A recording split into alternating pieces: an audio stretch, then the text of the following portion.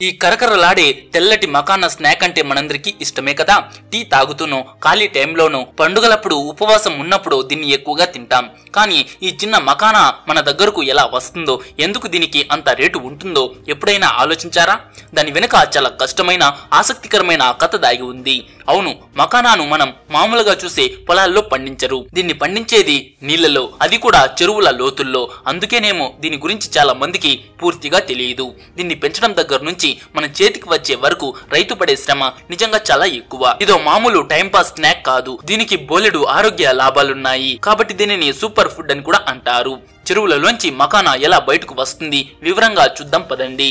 అలాగే ఈ మకానా తినడం వల్ల కలిగే ఆరోగ్య ప్రయోజనాలను కూడా చూసేద్దాం. మకానా ఎక్కువగా బీహార్, అస్సాం, పశ్చిమ బెంగాల్ లాంటి రాష్ట్రాల్లోని చెరువుల్లో పండుతుంది. దీనికి ఎప్పుడు నిండా నీళ్లుండే చెరువు కావాలి. ఒకవేళ నీళ్లు తగ్గితే రైతు మళ్లీ నీళ్లు నింపాలి. మకానా పెంచడానికి ముందు అంటే చలికాలం మొదలయ్యే అక్టోబర్, నవంబర్ నెలల్లో చెరువుల్లోని కలుపు మొక్కలు, పిచ్చి మొక్కలన్నింటినీ పూర్తిగా తీసేసి చెరువును శుభ్రం చేస్తారు. ఆ తర్వాత జనవరి, ఫిబ్రవరి నెలల్లో మకానా విత్తనాలను ఆ శుభ్రం చేసిన చెరువుల్లో జల్లుతారు. ఆ విత్తనాలు కొంచెం నల్లగా, చిన్నగా, గుండ్రంగా ఉంటాయి. వీటిని రైతులు మార్కెట్లో నుంచి కొనుక్కుని వస్తారు. పొలాల్లో విత్తనాలు వేసినట్టే ఇక్కడ చెరువు నీళ్లలో సరిపడ మోతాదులో విత్తనాలను జల్లుతారు. విత్తనాలు వేసినాక ఒక 2 నెలలకు అంటే మార్చ్, ఏప్రిల్ నెలల్లో నీళ్ల లోపల ఉన్న కాండం నుంచి చిన్న చిన్న ఆకులు రావడం మొదలవుతుంది. మే నెల వచ్చేసరికి ఈ ఆకులు చాలా పెద్దగా, దాదాపు 1 మీటర్ వ్యాసం వరకు పెరుగుతాయి. ఈ పెద్ద పెద్ద ఆకులు చెరువు నీటి ఉపరితలంపై పూర్తిగా కప్పేస్తాయి. కింద నీళ్లలో ఉన్న వాటి వేర్లు గట్టిగా పట్టుకుని వాటిని నీటిపై తేలేలాగా చేస్తాయి. ఆకుల తర్వాత కొన్ని రోజులకే వాటి మధ్యలో పువ్వులు రావడం మొదలవుతుంది. ఈ పూలు చూడ్డానికి తామర పువ్వులాగానే చాలా అందంగా ఉంటాయి. కానీ వాటి రంగు మాత్రం ఊదాగా ఉంటుంది. ఈ ఊదా రంగు పూలు చెరువు నిండా చూడ్డానికి మరింత అందంగా ఉంటాయి. మే చివర్లో లేదా జూన్ మొదట్లో ఈ పూల నుంచి కాయలు రావడం మొదలవుతుంది. ఈ కాయలు చూడ్డానికి కొంచెం గట్టిగా, దాని చుట్టూ చిన్న చిన్న ముళ్ళు ఉన్నట్టుగా ఉంటాయి. ఈ ముళ్ళకాయ లోపలే మన మకానా గింజలు తయారవడం మొదలవుతుంది.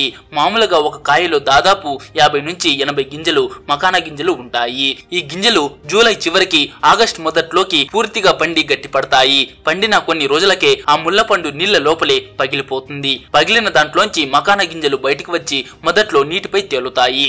ఆ సమయంలో ఆ గింజలకు గులాబీ రంగులో ఒక పల్చని పొర ఉంటుంది. ఆగస్టు నెల చివరికి ఆ గులాబీ పొర నీటి వల్ల కుళ్ళి పల్చబడిపోయి గింజలు తెల్లగా మారి నెమ్మదిగా నీళ్లలోకి అంటే ఆ చెరువు అడుగు భాగానికి మునిగిపోతాయి. కొన్ని రోజులకే ఆ చెరువులోని ఆకులు కూడా కుళ్ళిపోతాయి. వాటిని తర్వాత తీసేస్తారు. అయితే ఇక్కడే అసలైన కష్టం మొదలవుతుంది. గింజలు అన్ని అడుగుకు చేరాక రైతులు నీళ్లలో దిగి వాటిని సేకరించాలి.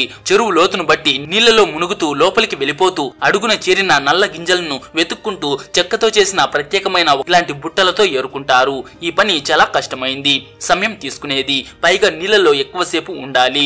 ఇలా ఏరిన గింజలను చెరువు బయటకు తీసుకువస్తారు. గింజలను బయటకు తీసిన తర్వాత అవి ఎండలో ఎండిపోక ముందే వాటిని కాళ్లతో బాగా రుద్ది శుభ్రం చేస్తారు.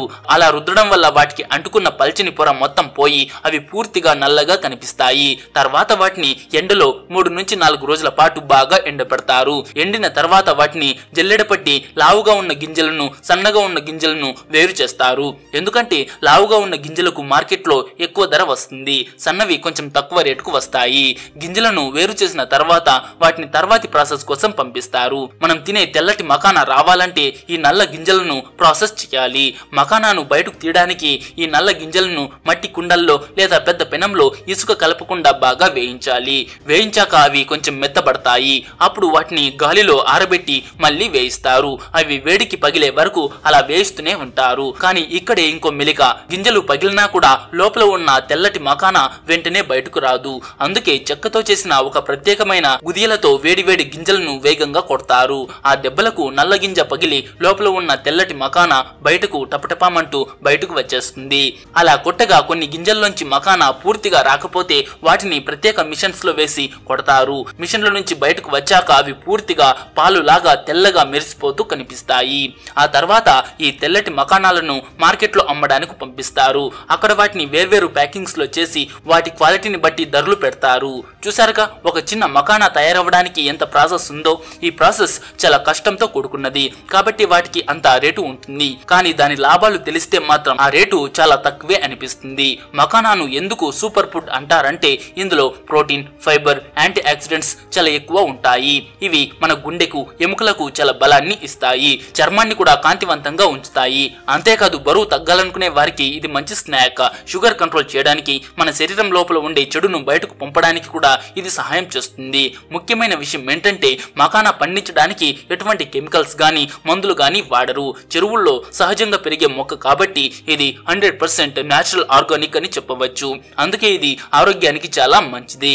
కాబట్టి మీరు మకానా స్నాక్ తినేటప్పుడు గుర్తుంచుకోండి, అది కేవలం ఒక గింజ కాదు. దాని వెనుక కష్టపడే రైతు శ్రమ, ప్రకృతి సహాయం మరియు ఒక ఆసక్తికరమైన ప్రయాణం దాగి ఉంది.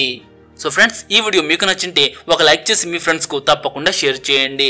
అండ్ మీలో ఎంతమందికి మకానా అంటే ఇష్టమో కూడా కామెంట్ చేసి తప్పకుండా చెప్పండి.